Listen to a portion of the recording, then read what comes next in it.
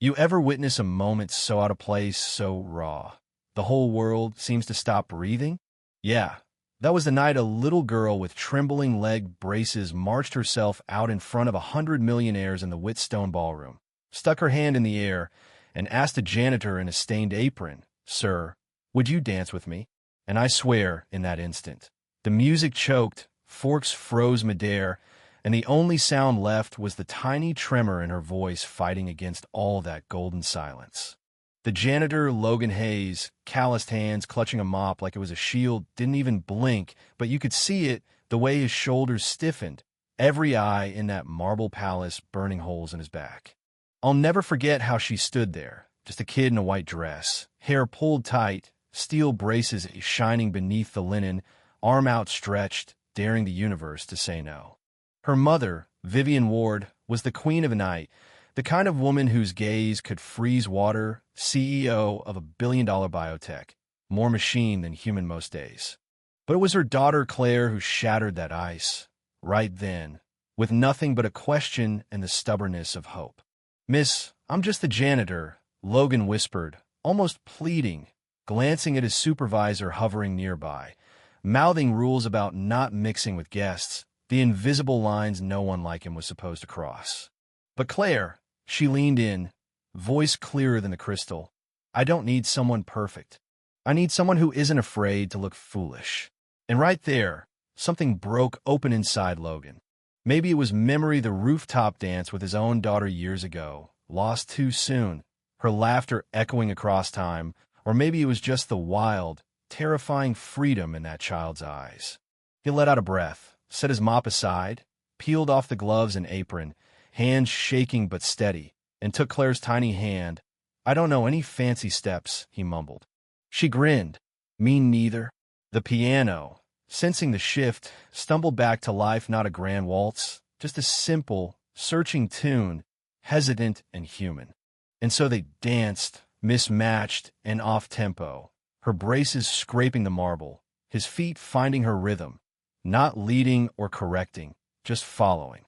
And the crowd, oh, they didn't clap, didn't cheer, they watched, confused, unsettled, some muttering about firing the janitor come morning.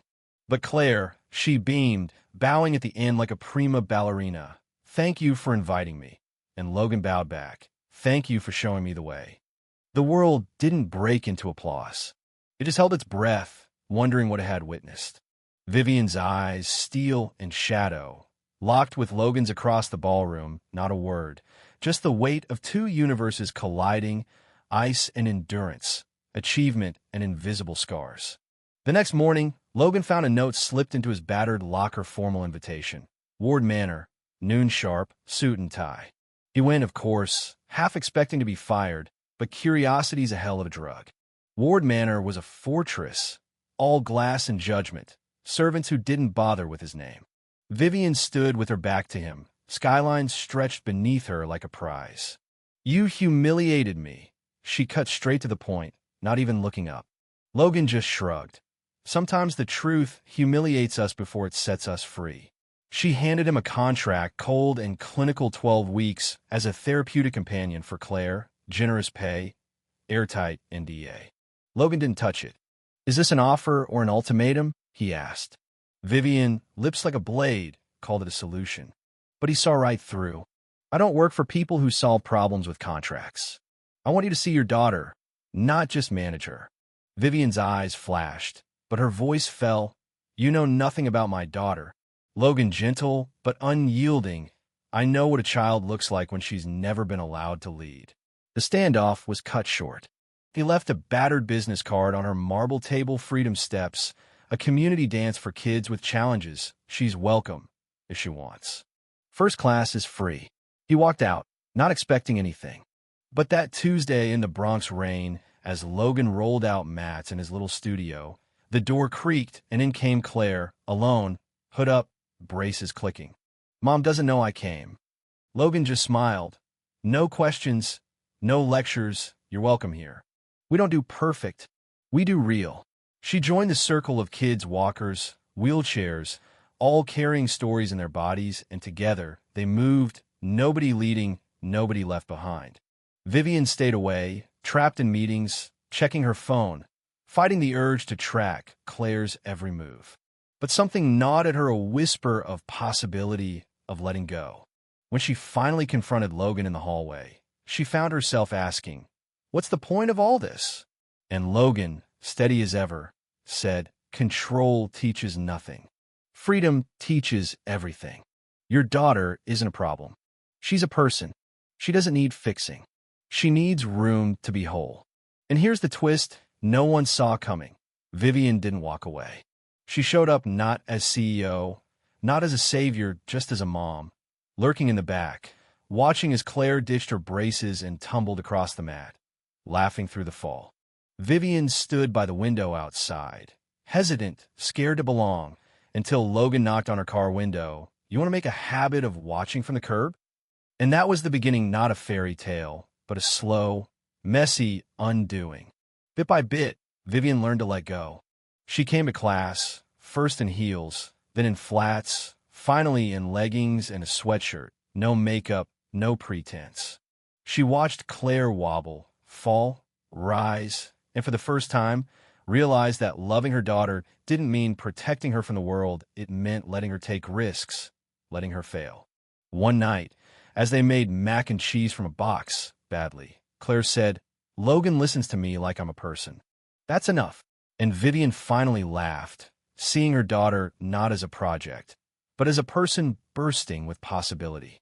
The real showdown came when the press turned the story into a circus headlines about janitor turned savior and Ward's PR miracle. Board members panicked, demanded Vivian cut ties with Logan, protect the brand. But Vivian, for the first time, stood her ground. "No, I'm staking it all on her. On my daughter."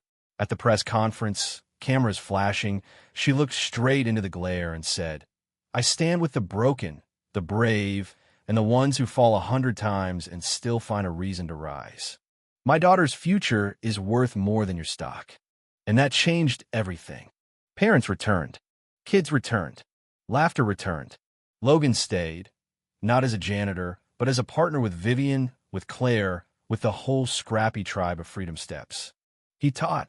He listened. He learned. And when Vivian finally asked, "Will you walk beside me?" he said yes, not to save her, but to remind her she could save herself. 6 months later, the Freedom Steps Center opened, music and laughter spilling through every room, handprints of 100 children marking the walls. Claire braces lighter, steps stronger led the first performance. No one matching her, but everyone following, because that's what real leadership looks like. Vivian, Logan, Claire, a family built not on blood, but on choice and courage and the refusal to give up on each other.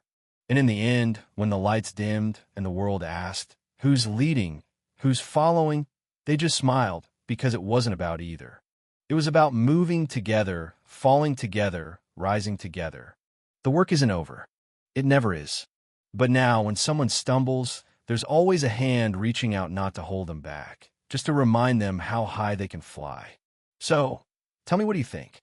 Is real courage about standing alone, or about letting someone lead you somewhere new?